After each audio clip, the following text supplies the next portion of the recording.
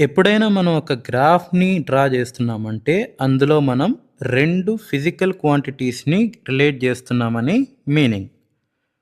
అందులో వచ్చేసి ఒకటి కాజ్ అండ్ ఇంకోటి ఎఫెక్ట్. ఒకటి కారణం, ఇంకోటి ఫలితం. ఇందులో వచ్చేసి మనం చేసిన ఎక్స్‌పెరిమెంట్‌లో పొటెన్షియల్ డిఫరెన్స్ అన్నది cause for producing current in the circuit. So, ఈ రకంగా కాజ్ ఏదైతే ఉందో దాన్ని మనం ఇండిపెండెంట్ ఫిజికల్ క్వాంటిటీ అని చెప్పడం జరుగుతుంది. దాన్ని మనం ఆల్వేస్ ఎక్స్ యాక్సిస్ మీద తీసుకోవాల్సి ఉంటుంది.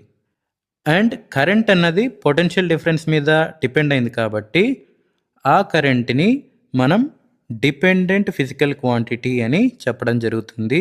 అండ్ దాన్ని మనం వై యాక్సిస్ మీద తీసుకోవాల్సి ఉంటుంది. కొన్ని బుక్స్‌లో ఏంటంటే రివర్స్‌లో కూడా ఉంటుంది. అలా ఎందుకు ఉంటుందంటే మనం